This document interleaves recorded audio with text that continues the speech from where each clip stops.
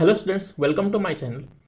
आज की क्लास में हम लोग पढ़ने वाले हैं इनइक्वालिटी, और इनइक्वालिटी के अंदर भी हम लोग पढ़ने वाले हैं आज क्वाड्रेटिक इक्वेशन के बारे में। ठीक है, और ये जो क्लास होगी ये बेसिक लेवल की क्लास होगी। ठीक है, यानी कि बिल्कुल बेसिक से हम लोग शुरू करने वाले हैं। हर एक छोटी से छोटी चीज़ जो है यहाँ पे मैं बिल्कुल बेसिक से शुरू करने वाला हूँ। ठीक है, चलिए तो फिर शुरू करते हैं आज की क्लास। देखिए, पहले अगर हम बात करें इनइक्वालिटी में, तो इनइक्वालिटी में दो तरह के क्वेश्चंस हमारे एग्जाम में आते हैं। ठीक है, एक तो क्वेश्चंस आते हैं जो होते हैं क्वांटिटी बेस्ड। एक क्वेश्चन आते हैं क्वांटिटी बेस्ड। किस तरह के होते हैं वो? जिसमें Q1 Q2 इस तरीके की वैल्यू आपसे पूछी गई है। ठीक है, अब ये जो क्वेश्चंस होते हैं ना क्वांटिटी बेस्ड, ये अरिथमेटिक पे ये अरिथमेटिक पे ही बेस्ड होते हैं। यानी कि अरिथमेटिक के अगर टॉपिक आपके स्ट्रांग है तो ये वाले क्वेश्चंस क्वांटिटी वाले सॉल्व हो जाते हैं। लेकिन जो दूसरा टाइप यहाँ पे होता है इनइक्वालिटी में, वो होता है क्वाड्रेटिक इक्वेशन। और ये जो क्वाड्रेटिक इक्वेशन वाला जो टाइप है नॉर्मली प्री के एग्जाम में देखने को मिलता है। ठीक है, चाहे वो पीओ का एग्जाम हो या फिर क्लर्क का एग्जाम हो, प्री के एग्जाम में क्वाड्रेटिक इक्वेशन देखने को मिलती है। ठीक है, या फिर क्लर्क मेंस में बात करें तो क्लर्क मेंस में भी क्वाड्रेटिक इक्वेशन आती है। लेकिन ये जो क्वांटिटी वाले क्वेश्चन है Q1 Q2 वाले, ये नॉर्मली मेंस के एग्जाम में देखने को मिलते हैं। प्री में भी देखने को मिल सकते हैं, लेकिन नॉर्मली जो है वो मेंस के एग्जाम में देखने को मिलते हैं। ठीक है, चलिए तो आज हम लोग डिस्कस करेंगे क्वाड्रेटिक इक्वेशन के बारे में। तो सबसे पहले आप ये जान लो कि क्वाड्रेटिक इक्वेशन की जो फॉर्मेट होती है, ठीक है ना, वो क्या होती है? तो वो होती है x square plus b x plus c is equal to zero. ठीक है, क्वाड्रेटिक इक्वेशन की जो फॉर्मेट होती है ये आपके सामने है, x square plus b x plus c is equal to zero. इस फॉर्मेट में अगर कोई भी इक्वेशन आपके सामने होगी तो उसको हम क्या बोलेंगे? Quadratic equation. ठीक है, अब यहाँ पे ए को कुछ देर के लिए मैं वन मान रहा हूँ। ए को कुछ देर के लिए कितना मान रहा हूँ मैं? वन मान रहा हूँ। ठीक है, तो ए इज इक्वल टू अगर वन मान लिया जाए तो ये इक्वेशन क्या बन जाएगी? देखिएगा, तो यहाँ से ए हट जाएगा। ठीक है, तो बन जाएगी x square plus b x plus c is equal to zero. ठीक है, तो यहाँ पे देखिए, तो ए को हमने वन मान लिया तो इक्वेशन बन गई x square plus b x plus c is equal to zero. ठीक है, और इसी के चार फॉर्म मैंने बनाए हैं साइन चेंज करके। ठीक है, तो x square plus b x plus c is equal to zero हो सकता है, या फिर x square plus b x minus c is equal to zero हो सकता है। कहने का मतलब ये है, जो सी है, ये जो सी है ये प्लस में भी हो सकता है और माइनस में भी हो सकता है। उसके बाद यहाँ पे देखिए, ये इन दोनों को देखो जरा, तो यहाँ पे सी प्लस में है, यहाँ भी सी प्लस में है, यहाँ पे बीच में साइन प्लस है और यहाँ पे बीच में साइन क्या है? माइनस है, और यहाँ पे बीच में साइन प्लस है और यहाँ पे बीच में साइन माइनस है। तो ये जो भी ऑप्शंस यहाँ पे बन सकते हैं अलग अलग, वो मैंने यहाँ पे लेके आपके सामने दिखाए हैं। ठीक है, अब देखो, एक तो यहाँ पे वो होता है कि हम साइन रट लें, है ना, साइन रटने से प्लस प्लस होगा तो माइनस माइनस होगा, इस तरीके से हम चीजें रट लें। ठीक है, बहुत जगह आप लोगों ने देखा होगा यहाँ प्लस प्लस होगा तो इधर माइनस माइनस आएगा। तो इस तरह से साइन की एक टेबल बनती है, वो टेबल चाहो तो आप रट लो। ठीक है, या फिर जो मैं समझा रहा हूं अभी, उसको एक बार ढंग से टाइम लगा के थोड़ा समझ लो। उससे होगा क्या? उससे होगा ये कि आपको कभी भी रटने की जरूरत नहीं पड़ेगी। जो मैं अभी समझाने वाला हूं, एक बार अगर उसको आपने ध्यान से समझ लिया ना, तो आपको साइन रटने की कोई भी जरूरत नहीं पड़ेगी। आप हमेशा सही आंसर निकालेंगे। ठीक है, चलिए तो फिर शुरू करते हैं। क्या समझना है यहाँ पे? देखिए, तो सबसे पहले मैं जो पहला इक्वेशन हमारे सामने है इसी को बेस मान के मैं चीजों को समझा रहा हूं, बस ध्यान से समझते चलना। ठीक है, देखिए, x square plus b x plus c is equal to zero है। अब ध्यान रखना कि सी जो है वो प्लस में हो सकता है, और या फिर सी किस में हो सकता है? माइनस में हो सकता है। आपको क्या करना होता है? आपको सी के दो फैक्टर करने होते हैं, लाइक पी एंड क्यू। ठीक है, सी के दो फैक्टर करने होते हैं लाइक पी एंड क्यू। ठीक है, तो सी के दो फैक्टर हमने कर दिया पी एंड क्यू, और सी के यहाँ भी दो फैक्टर आप करोगे पी एंड क्यू। यानी कि पी इंटू क्यू क्या मिल जाएगा? सी। यहाँ पे पी इंटू क्यू क्या मिल जाएगा? सी।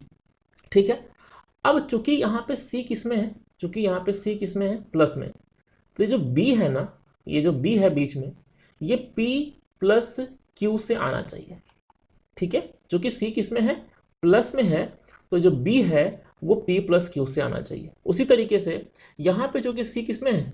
माइनस में है, तो हम बोल सकते हैं कि बी जो है वो आना चाहिए किससे? पी माइनस क्यू से। ठीक है, पी माइनस क्यू से आना चाहिए। ठीक है, मैं फिर से बोल रहा हूँ, जितना मैं आपको बता रहा हूँ सिर्फ उतना फोकस करना। अब पहले से क्या जानते हो क्या नहीं जानते हो उसको भूल जाओ, उसको फॉर्मेट कर दो, क्योंकि दोनों चीजें अगर आप मिक्सअप करेंगे तो कंफ्यूज हो जाएंगे। ठीक है, तो जो कुछ भी आप पहले से जानते हैं प्लीज उसको फॉर्मेट कर लो अपने दिमाग को, और जो मैं यहाँ पे सिखा रहा हूँ प्लीज उसको सीखने की कोशिश करो। चलिए, उम्मीद करते हैं इतना समझ में आ गया आप लोग को। अब देखिए कि यहाँ पे अगर सी है तो इसके भी दो फैक्टर करेंगे, हाँ बिल्कुल करेंगे, पी इंटू क्यू, दो फैक्टर हमने कर दिए। और सी किस में है, प्लस में है, तो बी कैसे आना चाहिए, पी प्लस क्यू से आना चाहिए। बस ये चीज आपको ध्यान रखनी है। अब बी प्लस में है कि माइनस में है वो हम बाद में डिस्कस करेंगे, वो फिलहाल कोई मैटर नहीं है। ठीक है, उसी तरीके से अगर हम यहाँ पे देखें तो सी के दो फैक्टर करोगे, पी एंड क्यू, दो फैक्टर कर दिया, लेकिन सी किस में है, माइनस में है, तो बी जो है वो आना चाहिए पी माइनस क्यू से। क्या इतनी चीजें आप याद रख सकते हैं? ठीक है, उम्मीद करता हूं इतनी चीजें आप याद रख लेंगे। चलिए, अब जो कुछ भी मैंने यहां पे बताया है उसको हम एग्जाम्पल के रूप में समझते हैं। ठीक है, चलिए एग्जाम्पल लेके समझते हैं इस चीज को। तो मैंने यहाँ पे दो एग्जाम्पल लिए हैं। ठीक है, आपके सामने दो इक्वेशंस यहाँ पे। पहले इक्वेशन में लिखा हुआ है x square plus 5x plus 6 is equal to 0, और दूसरी इक्वेशन में लिखा हुआ है x square plus 5x minus 6 is equal to 0। अगर दोनों इक्वेशन को अगर आप ध्यान से देखो तो दोनों इक्वेशन में क्या अंतर है भाई, सब कुछ सेम है, बस अंतर ये है कि यहाँ पे 6 प्लस में है और यहाँ पे 6 किस में है, माइनस में। ठीक है, अब देखिए, लेकिन अब क्या है कि 6 के सामने की जो वैल्यू है ना वो चेंज हो गई है, यहाँ प्लस में है यहाँ माइनस में है, तो उससे आंसर पे क्या फर्क पड़ेगा वो समझ लेना। तो मैंने अभी क्या बताया कि ये जो 6 है, जो कि फिलहाल सी की वैल्यू है, क्योंकि जो इक्वेशन की फॉर्मेट होती है वो क्या होती है, x square plus b x plus c, तो बी की जगह 5 है और सी की जगह 6 है, तो 6 के दो फैक्टर करने होंगे, 6 के दो फैक्टर करने होंगे। ठीक है, लाइक पी एंड क्यू। ठीक है, लाइक पी एंड क्यू, और ऐसे दो फैक्टर करने होंगे जिनको ऐड करने से कितना आ जाए, 5 आ जाए। क्यों? क्योंकि 6 के पहले साइन क्या है, 6 के पहले साइन यहाँ पे प्लस है, तो P प्लस क्यू 5 आना चाहिए। ठीक है, तो 6 के वो दो फैक्टर जिनको ऐड करने से 5 आ जाए वो कौन से फैक्टर होंगे भाई, तो 3 एंड 2। तो हम बोल सकते हैं P की वैल्यू 3 होगी और Q की जो वैल्यू होगी वो क्या हो जाएगी, 2 हो जाएगी। यानी कि हमारे दो फैक्टर जो हैं वो हो गए 3 एंड 2। दो फैक्टर क्या हो गए, 3 एंड 2। अभी हम सिर्फ फैक्टर की वैल्यूज निकाल रहे हैं। ठीक है, सिर्फ फैक्टर की वैल्यूज निकाल रहे हैं, आप सिर्फ वैल्यूज पे फोकस करें। अब देखिए यहाँ पे नेक्स्ट इक्वेशन में देखिए, यहाँ पे 6 है। ठीक है, तो यहाँ पे 6 है तो 6 के दो फैक्टर करोगे, 6 के दो फैक्टर करोगे, पी एंड क्यू कर लिया। लेकिन यहाँ पे मैंने क्या बताया था कि अगर C जो है वो किस में हो, माइनस में हो, तो B की जगह, यहाँ पे B की जगह 5 है, C की जगह 6 है, तो B जो है वो P माइनस क्यू से आना चाहिए। तो कुल मिला के यहाँ पे ये करना है कि 6 के दो फैक्टर करने हैं, और ऐसे दो फैक्टर जिनका डिफरेंस जो है वो 5 हो, जिनका क्या हो, डिफरेंस 5 हो। तो यहाँ पे 6 के दो फैक्टर 3 एंड 2 नहीं ले सकते भाई। 6 के दो फैक्टर अगर तुमने 3 एंड 2 ले लिया तो 3 एंड 2 का डिफरेंस 5 है क्या, नहीं ना, तो ये नहीं ले सकते। तो फिर क्या लेंगे, तो इसके लिए थोड़ा सा दिमाग लगाओ। तो 6 के दो फैक्टर मैं लेता हूं 6 एंड 1, भाई 6 इंटू 1 6 हो जाएगा ना। तो हम बोल सकते हैं P की वैल्यू 6 हो गई और Q की जो वैल्यू है वो कितनी हो गई, 1 हो गई। अब 6 1 क्यों लिया, क्योंकि P माइनस क्यू 5 चाहिए था, तो 6 माइनस 1 क्या हो जाएगा, 5 हो जाएगा। ठीक है, तो कहने की बात यह है कि इन दोनों इक्वेशन को देखो जरा ध्यान से, तो दोनों इक्वेशन में सिर्फ चेंज ये था कि इसमें 6 प्लस में है, इसमें 6 किस में है, प्लस में, और यहाँ पे 6 जो है वो किस में है, माइनस में है। ठीक है, तो यहाँ पे जो फैक्टर हुए दो फैक्टर वो क्या क्या हुए, 3 एंड 2, और यहाँ पे फैक्टर क्या हुए, 6 एंड 1। ठीक है, 6 एंड 1, मैं फिर से लिख देता हूँ 6 एंड 1। अब हम बात करते हैं साइन की। ठीक है, अब हम बात करते हैं साइन की। अब देखो, साइन को डिसाइड करते समय आपको बस इतना ध्यान रखना है कि अगर बीच में प्लस है, अगर बीच में क्या है, प्लस है, तो उसका अपोजिट अपने दिमाग में सोचना है। तो बीच में प्लस है, प्लस 5 है ना, तो प्लस 5 है, तो आपको अपने दिमाग में सोचना है इसका अपोजिट। तो आपको अपने दिमाग में सोचना है -5। ठीक है, ये सोचना है, सिर्फ लिखना कहीं नहीं है, मैं लिख के समझा रहा हूं ना। आपको बस अपने दिमाग में सोचना है कि -5 हो जाए। तो -5 कैसे होगा, जब -3 और -2 हो जाएगा। ठीक है, -3 एंड -2 हो जाएगा, समझ रहे बात को। तो ये जो है ये हो गए इस इक्वेशन के दो रूट्स। इनको क्या बोलते हैं? रूट्स बोलते हैं, इनको बोलते हैं हम रूट्स। ठीक है। उसी तरीके से यहां पे जो दो फैक्टर हमने यहां पे निकाले थे वो थे 6 और 1। अब यहां पे साइन डिसाइड करने के लिए मैंने आपको क्या बोला? तो साइन डिसाइड करने के लिए मैंने ये बोला कि इक्वेशन में देखो कि इक्वेशन में बीच में क्या है। तो इक्वेशन के बीच में यहां पे क्या है? +5 है, यहां भी +5 है। तो अगर इक्वेशन के बीच में +5 है तो आप अपने दिमाग में क्या सोचोगे? आप अपने दिमाग में सोचोगे उसका जस्ट अपोजिट साइन। और जस्ट अपोजिट साइन हमने अपने दिमाग में सोचा तो -5 आया। तो भाई 6 और 1 की हेल्प से -5 कैसे आएगा? जब माइनस में 6 होगा और प्लस में 1 होगा, माइनस में 6 और प्लस में 1 होगा तो -5 आ जाएगा ना। तो इस इक्वेशन के जो सेकेंड वाली इक्वेशन है उसके रूट्स क्या हो जाएंगे? -6 एंड +1। ठीक है, उम्मीद करते हैं इतनी सारी चीजें आपको समझ में आ रही होंगी। ठीक है, चलिए तो अब इसी चीज को हम क्वेश्चंस में अप्लाई करेंगे और देखेंगे कि क्वेश्चंस किस तरीके से सॉल्व करते हैं। और आज की क्लास का पहला क्वेश्चन देखते हैं। लेकिन क्वेश्चन देखने से पहले आप ये जान लो कि हमारे ऑप्शंस किस तरह के होंगे। ठीक है, तो आपके ऑप्शंस जो होंगे, वैसे तो उम्मीद करता हूँ कि आपको पता हो, लेकिन जिनको नहीं पता हो उन ऑप्शंस होते हैं ऐसे: x is greater than y, x is less than y, x is greater and equal to y, x is less and equal to y, और फिर पांचवा ऑप्शन यहाँ पे होगा x इक्वल टू y, या फिर हम यहाँ पे क्या बोल सकते हैं? सी एंड डी बोल सकते हैं, कैन नॉट बी डिटरमाइंड। ठीक है, तो ये 5 ऑप्शन आपके सामने एग्जाम में होंगे। ठीक है, इनका सीक्वेंस जो है वो चेंज हो सकता है, मतलब ये ऑप्शन ऊपर नीचे हो सकते हैं। ठीक है, चलिए तो क्वेश्चंस देखते हैं। तो पहला क्वेश्चन आपके सामने देखिएगा, देखिए सेकंड नंबर। ठीक है, यहाँ पे अब यहाँ पे होगा क्या कि हमेशा आपको एक क्वेश्चन के अंदर दो इक्वेशन देखने को मिलेंगे। ठीक है ना, अगर पहली इक्वेशन x में है तो दूसरी y में है, पहले p में होगी दूसरी q में होगी। ठीक है, फिलहाल यहाँ पे हम इस पे फोकस करते हैं कि इसको सॉल्व कैसे करें। देखिए x² + 7x + 12 = 0। तो यहाँ पे 12 के दो फैक्टर करने हैं, 12 के दो फैक्टर करने हैं, और ऐसे दो फैक्टर जिनको ऐड करने से 7 आ जाए। ठीक है ना, तो 12 के दो फैक्टर करने हैं, यानी कि दो फैक्टर p एंड q, अगर बिल्कुल बेसिक से मैं समझाऊं, और इन दोनों फैक्टर को ऐड करने से क्या आना चाहिए? 7 आना चाहिए। तो p और q की वैल्यू क्या हो जाएगी यहाँ पे? तो 4 एंड 3 हो जाएगा। ठीक है, 4 एंड 3 हो जाएगा। ठीक है, अच्छा अब दोनों को ऐड करने से 7 आना चाहिए। आ रहा है क्या? 4 + 3 7 आ रहा है, कोई दिक्कत नहीं। अब इसके बाद मैंने क्या बताया कि बीच में देखो साइन क्या है, तो बीच में साइन यहाँ प्लस है। तो बीच में अगर साइन यहाँ प्लस है तो आप अपने दिमाग में क्या सोचोगे? आप अपने दिमाग में सोचोगे कि माइनस, है ना, क्या सोचोगे कि -7 कैसे आएगा? तो -7 कैसे आएगा भाई? -4 एंड -3 से। ठीक है, उम्मीद करते इतना समझ पा रहे होंगे आप लोग। नेक्स्ट देखो यहाँ पे y² - 5x, sorry y² - 5y + 6 = 0।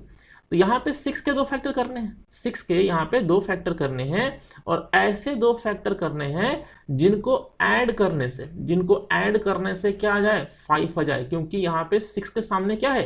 Plus है। ये वाला साइन शुरू में नहीं देखना है। ठीक है, अब देखो तो 6 के दो फैक्टर क्या होंगे? यहाँ पे 3 एंड 2 होंगे, क्योंकि 3 + 2 जो है वो 5 हो जाएगा। लेकिन बीच में साइन जो है, यहाँ पे जो साइन है वो किस में है? माइनस में है ना। तो आप अपने दिमाग में क्या सोचोगे? +5 की +5 कैसे आएगा? तो +5 कैसे आएगा भाई? +3 एंड +2 से। तो ये हम क्या बोल सकते हैं कि ये जो है ये y की वैल्यूज है, और ये किसकी वैल्यू है? ये वैल्यू किसकी है? x की।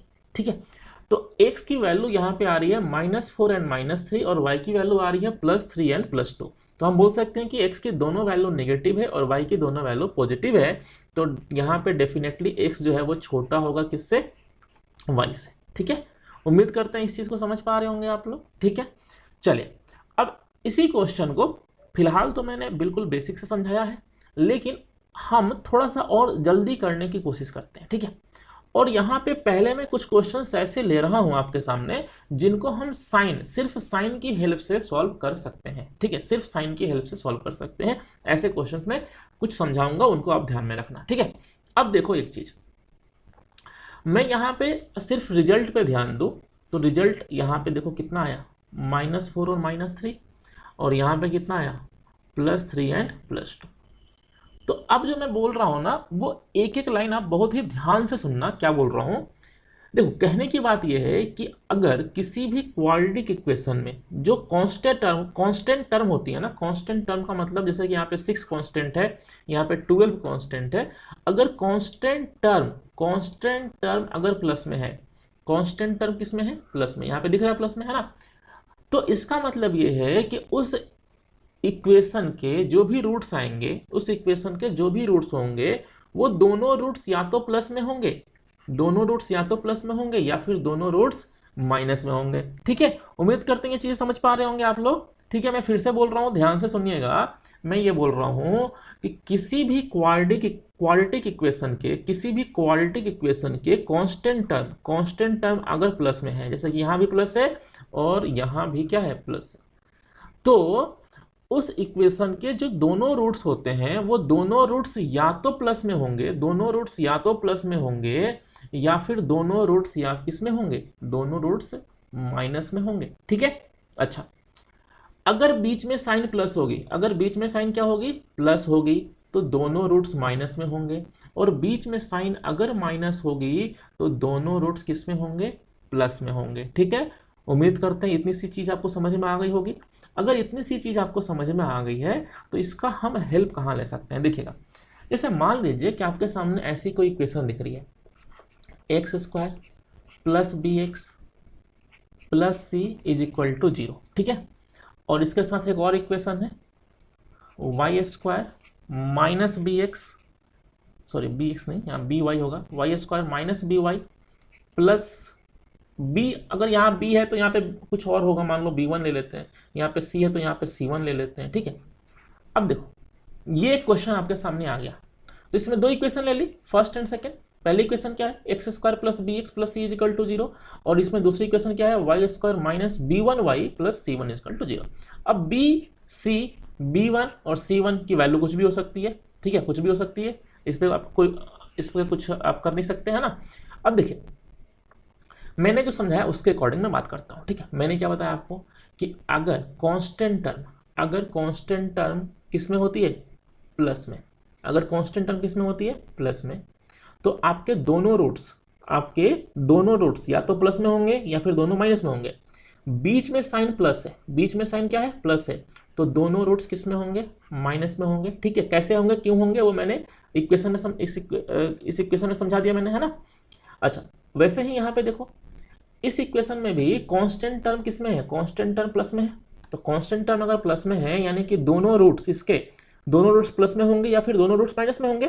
बीच में साइन माइनस है, बीच में साइन क्या है, माइनस है, तो दोनों रूट्स किस में होंगे, प्लस में होंगे। यानी कि पहली वाली इक्वेशन जो कि एक्स में है तो उसके दोनों रूट्स माइनस में होंगे, और दूसरी वाली इक्वेशन जो कि वाई में है उसके दोनों रूट्स किस में होंगे, प्लस में होंगे। तो हम देखते ही आंसर बोल सकते हैं ना कि एक्स छोटा होगा किससे, एक्स छोटा होगा किससे, वाई से। ठीक है, चलिए एक और सिनेरियो लेकर देखते हैं। यहाँ पे देखिए, जैसे मान लीजिए कि आपके सामने है कि इस तरीके से x square minus b x plus c is equal to 0। ठीक है, और y square plus b one y plus c one is equal to 0। ठीक है, चलिए अब देखो b और c की वैल्यू कुछ भी हो सकती है, b1 c1 की वैल्यू कुछ भी हो सकती है। ठीक है, फॉर्मेट याद रखना है आपको। चलिए, तो कांस्टेंट टर्म क्या है, कांस्टेंट टर्म प्लस में है, यानी कि इस इक्वेशन के दोनों रूट्स प्लस में होंगे या फिर दोनों रूट्स माइनस में होंगे। बीच में साइन माइनस है तो दोनों रूट्स किस में होंगे, प्लस में। उसी तरीके से सेकंड इक्वेशन जो है उसमें देखो कि बीच यहाँ पे कांस्टेंट टर्म किस में है, कांस्टेंट टर्म प्लस में है, यानी कि दोनों रूट्स जो होंगे वो दोनों रूट्स प्लस में होंगे या फिर दोनों माइनस में होंगे। बीच में साइन क्या है, प्लस है, तो दोनों रूट्स किस में होंगे, माइनस में होंगे। समझ में आ रही इतनी सी चीज। अब यहाँ पे देखो कि पहली वाली इक्वेशन जो कि x में है उसके दोनों रूट्स प्लस में होंगे, दूसरी वाली इक्वेशन जो कि y में है उसके दोनों रूट्स माइनस में होंगे, तो हम बोल सकते हैं कि यहाँ पे क्या होगा, x is greater than y। तो कहने का मतलब ये है कि आप इस चीज़ को समझना, मैं 2 पॉइंट लेके जो समझाया हूँ ये और ये जो है, ये जो लेके मैं समझा रहा हूँ, बस इस चीज़ को समझ लेना कि अगर इस फॉर्मेट में आपके सामने इक्वेशन आती है ना, तो उस कंडीशन में आप साइन देख के डिसाइड कर सकते हो कि आपका आंसर क्या होगा। ठीक है, चलिए इस चीज को अगर समझ में नहीं आया हो तो एक बार फिर से रिपीट करके देखना, डेफिनेटली समझ में आएगा। और फिर भी समझ में नहीं आए तो प्लीज कमेंट बॉक्स में मेंशन कर देना कि सर हमें समझ में नहीं आया, ठीक है ना। या फिर नीचे डिस्क्रिप्शन में आपको एक टेलीग्राम लिंक दी गई है, वहां पे आप अपने डाउट जो है वो शेयर कर सकते हैं। चलिए कुछ और क्वेश्चंस करते हैं। नेक्स्ट क्वेश्चन देखिएगा। चलिए क्या बोला गया यहाँ पे, देखो यहाँ पे है x square minus 6x minus 16 is equal to 0, y square plus 6y minus 16 is equal to 0, ठीक है। यानी कि 16 जो है इसके दो फैक्टर होंगे, like P and Q, like P and Q. और चूंकि 16 माइनस में है, चूंकि 16 किस में है, माइनस में है, तो 6 जो है वो p माइनस क्यू से आना चाहिए। चलिए तो 16 के दो फैक्टर करने हैं, ऐसे दो फैक्टर जिनका डिफरेंस 6 हो।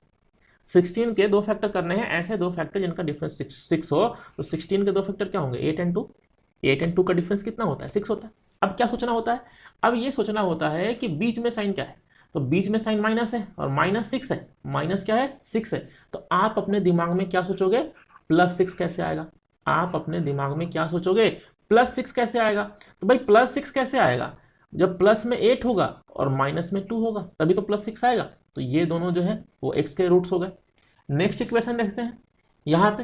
यहाँ भी सेम चीज है, तो 16 के दो फैक्टर करने हैं, ऐसे दो फैक्टर, 16 के दो फैक्टर करने हैं, ऐसे दो फैक्टर जिनको क्या करने से, जिनको माइनस करने से 6 आए। माइनस क्यों सोच रहे हैं, क्योंकि यहाँ पे साइन क्या है, माइनस। अब 16 के दो ऐसे फैक्टर जिनको माइनस करने से 6 आए, वो कौन कौन से होंगे, तो वो 8 एंड 2 ही होंगे, वो 8 एंड 2 ही तो होंगे। लेकिन बीच में साइन क्या है, बीच में साइन यहाँ प्लस है, प्लस 6 है। तो आप अपने दिमाग में सोचोगे माइनस 6 कैसे आएगा, तो माइनस 6 आएगा माइनस 8 और प्लस 2 से। समझ के बात को, इतनी सी चीज समझ में आ गई आपको, ठीक है। अब एक चीज समझो कि x की एक वैल्यू प्लस में है, दूसरी वैल्यू माइनस में है, y की एक वैल्यू माइनस में है और दूसरी प्लस में है, ठीक है ना। अगर ऐसी सिचुएशन अगर आपके सामने आती है तो हमेशा आंसर जो है ना वो सी एन डी होता है। हमेशा आंसर क्या होता है, सी एन डी होता है। क्यों होता है, कैसे होता है, वो भी चीज मैं यहाँ पे पूरे डिटेल में समझाने वाला हूँ, उसको भी समझ लो, ठीक है। आने वाले क्वेश्चंस में काम देगा। देखिए हम करते क्या है, इस चीज को ध्यान रखना कि एक तरफ x लिखते हैं और एक तरफ लिखते हैं y, ठीक है। मैं चीज़ों को बिल्कुल ही बेसिक से लेकर चल रहा हूँ, जिससे कि आप इन चीज़ों को अगर आप समझ लेते हैं ढंग से तो आपको बाद में कभी भी दिक्कत नहीं होगी और आपकी स्पीड भी इंप्रूव करेगी। देखिए तो एक तरफ लिखते हैं x और एक तरफ लिखते हैं हम y, ठीक है। x के रूट्स देखिए क्या है, x के रूट है +8 -2 +8 -2, यानी कि रूट्स को इस तरीके से अल्टरनेट दो बार लिख लेना है, ठीक है। y की अगर हम बात करें तो y के रूट्स क्या है, -8 +2 +2। तो कहने का मतलब यह है कि x के जो रूट्स हैं उनको हमने अल्टरनेट दो बार लिख लिया और y के जो रूट्स हैं उनको रिपीट करके दो बार लिख लिया, ठीक है। अब देखिए तो यहां आपके सामने 4 कंपैरिजन दिख रहे होंगे, ठीक है। 4 कंपैरिजन यहां पे दिखेंगे और ये 4 कंपैरिजन हमेशा आपके सामने आने चाहिए, ठीक है।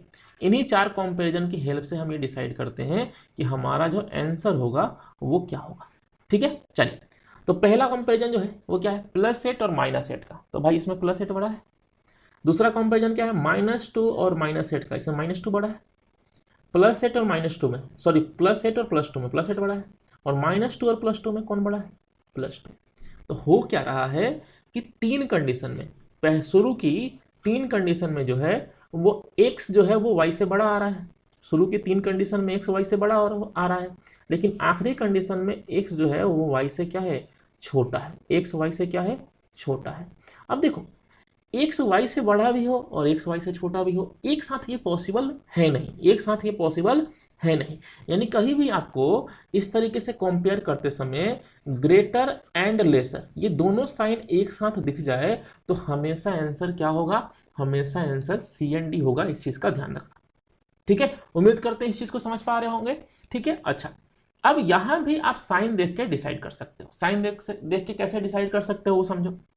देखो ऐसा है, अगर किसी भी इनइक्वालिटी के दोनों इक्वेशन में, किसी भी इनइक्वालिटी के दोनों इक्वेशन में अगर कांस्टेंट टर्म निगेटिव है ना, अगर कांस्टेंट टर्म क्या है, निगेटिव है, तो हमेशा आंसर सी एंड डी आएगा, ठीक है, मैं इस चीज को फिर से रिपीट कर दे रहा हूं, किसी भी इनइक्वालिटी में अगर दोनों इक्वेशन में अगर कांस्टेंट टर्म निगेटिव है तो हमेशा आंसर क्या आएगा, हमेशा आंसर सी एंड डी आएगा। इस चीज का ध्यान रखना है, ठीक है। चाहे बीच में साइन कुछ भी हो, उससे फर्क नहीं पड़ेगा, ठीक है। ये मैंने बोल दिया, ये आप ध्यान रखना, ठीक है। इसको चाहो तो आप फॉर्मेट बना कर लिख सकते हो, इस तरीके से मैं समझा देता हूं, जैसे कि अभी लास्ट क्वेश्चन के लिए मैंने समझाया था। जैसे मान लीजिए कि कोई क्वेश्चन है आपके सामने, यहाँ पे है एक्स स्क्वायर, अब प्लस हो या फिर माइनस हो, है ना। एक्स स्क्वायर प्लस हो माइनस हो उससे फर्क नहीं पड़ेगा, एक्स स्क्वायर प्लस हो या माइनस हो, बी एक्स और minus c is equal to 0, और वाई स्क्वायर उसके बाद प्लस हो या फिर माइनस हो फर्क नहीं पड़ेगा, b1y minus c is equal to 0, ठीक है। बस लास्ट में जो कांस्टेंट टर्म है ना यहाँ पे, वहां पे निगेटिव होना चाहिए, ठीक है। तो हमेशा आंसर क्या आएगा, हमेशा आंसर आएगा c and d, can not be determine. इस चीज का आपको ध्यान रखना है, ठीक है। चलिए, तो एक तो इससे पहले वाले क्वेश्चन में यहाँ पे मैंने समझाया, ठीक है। एक तो यहाँ पे मैंने समझाया कि साइन देखते ही आप कैसे greater than and lesser than कर सकते हो, ठीक है। और एक यहाँ पे मैंने समझाया कि आप साइन देखते ही कैसे सी एंड डी कर सकते हो, ठीक है। सिर्फ इन्हीं दो कंडीशन में आप साइन देख के आंसर डिसाइड कर सकते हो, नहीं तो इनइक्वालिटी में और कभी भी ये काम हम नहीं करेंगे, ठीक है ना। और अगर कभी करना भी होगा तो मैं आने वाले टाइम में आपके सामने डिस्कस करूंगा, ठीक है। चलिए कुछ और क्वेश्चंस करते हैं। अच्छा, ये चीज जो मैंने समझाई है ना यहाँ पे, ये वाली चीज जो समझाई है ना कि x को अल्टरनेट 2 बार और y को रिपीट करके 2 बार लिखना है, अगर आप बिगिनर्स हैं तो ये काम जो है वो हमेशा आपको करना है, इस चीज का ध्यान रखना, ठीक है। चलिए क्वेश्चन करते हैं नेक्स्ट क्वेश्चन देखिएगा। 32 के 2 फैक्टर करने हैं, ऐसे फैक्टर जिनको ऐड करने से 12 आ जाए। तो 32 का 2 फैक्टर जिनको ऐड करने से 12 हो जाए क्या होंगे, 8 एंड 4, क्योंकि 8 एंड 4 12 होता है, तो 8 हो गया और 4 हो गया, ठीक है। चलिए, अब बीच में साइन क्या है, माइनस है, यानी कि -12 है, तो आप क्या सोचोगे माइंड में, +12 ना, तो +12 कैसे आएगा, +8 और +4 से, ठीक है। नेक्स्ट देखो, नेक्स्ट 12 के 2 फैक्टर करने हैं, ऐसे 2 फैक्टर जिनको ऐड करने से 7 आ जाए, जिनको ऐड करने से क्या आ जाए, 7 आ जाए। तो 12 के 2 फैक्टर ऐड करने से 7 आ जाए, 4 एंड 3, चलिए 4 एंड 3, ठीक है। बीच में साइन क्या है, बीच में साइन है -7 है, तो -7 अगर है तो आप दिमाग में क्या सोचोगे, +7 कैसे आएगा, तो +7 कैसे आएगा, +4 एंड +3 से। तो ये जो दोनों हैं ये y के रूट्स हैं, और ये दोनों किसके रूट्स हैं, x के। उम्मीद करते हैं इतनी सारी चीजें समझ पा रहे होंगे आप लोग। अब करना क्या है, एक तरफ x और एक तरफ y। x को लिखना है अल्टरनेट 2 बार, ठीक है। तो +8 +4 +8 +4, और y को लिखना है रिपीट करके 2 बार, यानी कि +4 +4 +3 +3, ठीक है। अब देखो यहां पे देखो, 8 is greater than 4, 4 is equal to 4, 8 is greater than 3 and 4 is greater than 3। तो यहां पे देखो कि तीन कंडीशन में जो है वो x y से बड़ा है, और एक कंडीशन में यहाँ पे ये वाली जो कंडीशन है यहाँ पे इक्वल भी है, तो हमारा जो आंसर होगा वो हो जाएगा x is greater and equal to y, x is greater and equal to y, ठीक है। उम्मीद करते हैं इस चीज को समझ पा रहे होंगे आप लोग। चलिए नेक्स्ट क्वेश्चन देखते हैं। नेक्स्ट क्वेश्चन देखिए, 48 के 2 फैक्टर करने हैं, ऐसे फैक्टर जिनको ऐड करने से 14 आ जाए। 48 के 2 फैक्टर जिनको ऐड करने से 14 आ जाए, तो 2 फैक्टर क्या होंगे, 8 एंड 6, ठीक है, 8 एंड 6। अब 14 जो बीच में है वो किस में है, प्लस में है, तो प्लस में है तो आप क्या सोचोगे अपने माइंड में कि माइनस कैसे आएगा, -14 कैसे आएगा, ये सोचोगे अपने दिमाग में। तो -14 कैसे आएगा, -8 एंड -6, ठीक है। तो ये किसके रूट्स हो गए, ये x के। नेक्स्ट देखो 30 के 2 फैक्टर, ऐसे 2 फैक्टर जिनको ऐड करने से 11 आ जाए, ठीक है। तो 30 के 2 फैक्टर जिनको ऐड करने से 11 आ जाए वो होंगे 6 एंड 5। अब 11 जो है वो प्लस में है, तो माइंड में क्या सोचोगे, -11 कैसे आएगा, तो -11 कैसे आएगा, -6 और -5 से, ठीक है। तो ये दोनों किसके रूट्स हो गए, y के। तो एक तरफ x और एक तरफ y, x के रूट्स देखो और y के रूट्स देखो। x के रूट को अल्टरनेट लिखो 2 बार, -8 -6 -8 -6। y के रूट को रिपीट करके लिखो 2 बार, -6 -6 -5 -5, ठीक है। अब चलिए सबसे ऊपर देखो, -8 और -6 में कौन बड़ा है, -6 बड़ा है ना, -6 ये बराबर हो गए, -8 -5 यहाँ पे साइन लगा स्मॉलर, -6 -5 स्मॉलर। तो यहाँ पे 3 कंडीशन में, पहली कंडीशन, तीसरी और चौथी, 3 कंडीशन में x जो है वो y से छोटा हो रहा है, और एक कंडीशन में यहाँ पे देखो इक्वल भी है, तो हम बोलेंगे हमारा जो आंसर होगा वो क्या होगा, x is less and equal to y, x is less and equal to y। ठीक है, उम्मीद करते हैं इस चीज को समझ पा रहे होंगे आप लोग। ठीक है, चलिए एक और क्वेश्चन करते हैं। नेक्स्ट क्वेश्चन देखिए, इसका आंसर बताइए जल्दी से क्या होगा। ठीक है, कुछ नहीं करना, देखो दोनों इक्वेशन के कांस्टेंट टर्म, दोनों इक्वेशन के कांस्टेंट टर्म के सामने क्या साइन है, माइनस है ना, तो हम बोलेंगे हमारा आंसर क्या होगा, हमारा आंसर होगा सी एंड डी। कुछ करना ही नहीं है, दोनों इक्वेशन में कांस्टेंट टर्म अगर माइनस में है तो हमारा आंसर क्या होगा, सी एंड डी। चाहे बीच में साइन प्लस हो या फिर माइनस हो, यहाँ प्लस होता या फिर माइनस होता, हम कुछ भी होता, हम क्या बोलते हैं, आंसर हमारा सी एंड डी। ठीक है, ये है साइन का कमाल। ठीक है, अगर यहीं पे एक और क्वेश्चन आपके सामने लूं, जैसे कि मान लीजिए कि x square plus 21 x plus 46 is equal to 0 और y square minus 103 y plus 71 is equal to 0। मैंने ऐसे ही रैंडम ले लिया। ठीक है, ये क्वेश्चन नंबर 7 ले लेते हैं। ठीक है, अब इसको सॉल्व करते हैं। कर सकते हैं क्या, देखो यहां पे अगर देखा जाए तो कांस्टेंट टर्म प्लस में है, तो कांस्टेंट टर्म अगर प्लस में है यानी कि इसके दोनों रूट्स प्लस में होंगे या फिर दोनों माइनस में होंगे, लेकिन बीच में साइन प्लस में है तो दोनों रूट्स किस में होंगे, माइनस में। ठीक है, और यहाँ पे देखो, यहाँ भी कांस्टेंट टर्म किस में है, कांस्टेंट टर्म प्लस में है, यानी कि दोनों रूट्स प्लस में होंगे या फिर दोनों माइनस में होंगे, लेकिन बीच में साइन माइनस है तो दोनों किस में होंगे, प्लस में होंगे, यानी कि y के दोनों रूट्स यहाँ प्लस में होंगे और x के दोनों रूट्स यहाँ पे क्या होंगे, माइनस में होंगे। अब माइनस में कुछ भी हो वो y से छोटा ही होगा, तो हम बोल सकते हैं कि x is less than y। ठीक है, तो इस तरीके से आप जो है आप साइन देख के आंसर डिसाइड कर सकते हैं। ठीक है, उम्मीद करते हैं अभी तक जो कुछ भी मैंने समझाया है आपको समझ में आया होगा। ठीक है, चलिए तो फिर आज की क्लास में इतना ही, इसके आगे हम लोग नेक्स्ट क्लास में डिस्कस करेंगे। ठीक है, नेक्स्ट क्लास में लेवल थोड़ा सा और बढ़ाएंगे। आज की क्लास में बिल्कुल लेवल मैंने बेसिक रखा है उन बच्चों के लिए जिन्होंने अभी जस्ट शुरुआत करी है। ठीक है, चलिए तो फिर अगर आज की क्लास अगर आपको अच्छी लगे तो प्लीज़ इस वीडियो को लाइक करें, और अगर चैनल पर नए हैं तो सब्सक्राइब करें। मिलते हैं नेक्स्ट क्लास में, तब तक के लिए धन्यवाद।